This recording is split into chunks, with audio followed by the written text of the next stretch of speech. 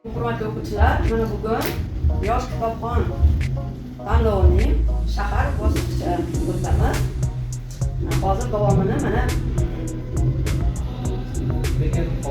Bekinov Qobul tanishtirib o'tadi. Bu nizomi qisqacha tanishtirib, bitta savollar birgalikda ochamiz.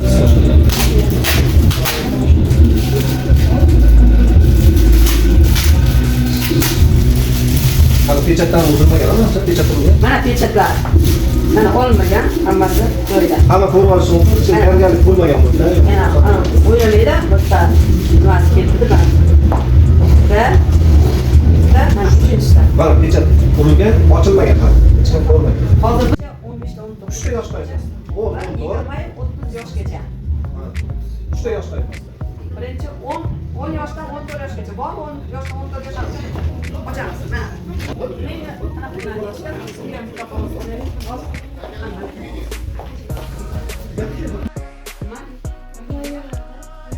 Ketdik. Ildiz to'plamiga kiritilgan tumaniy sifatida sarflanishlar muoyana Ildiz to'plamiga kiritilgan tumaniy sifatida sarflanishlar ishlatish qurilishini alomalar ibrat asaridan berilgan savolda ona sutini maslahat bergan Mahmuda. Keyingisi Xalqomatdagi Nafosat. Keyingisi Iroda. To'g'rimi? To'g'ri.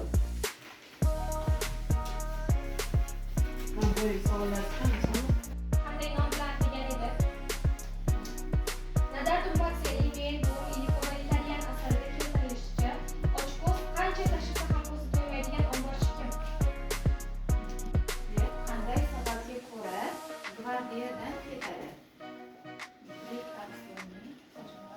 nima uchun gvardiyadan ketib qoladi? Nima sabab? O'qiganmisiz? Buklarimizga haqiqatdan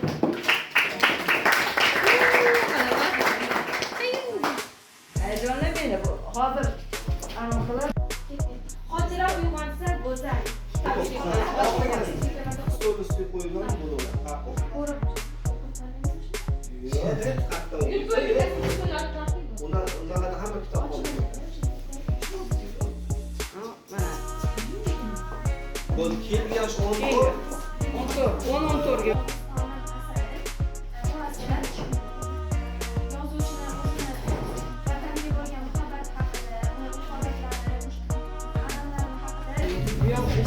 Yo'q, o'zini eshitish kerak, yo'q, o'zini kerak. bergan kim?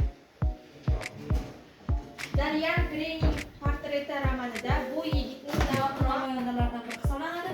Ushbu asarda biz ko'rishimiz mumkin Yunus va Misqol Parini topish uchun Go'ro'g'li ismli alp qanchalik ko'p harakat qilganini ko'rishimiz mumkin.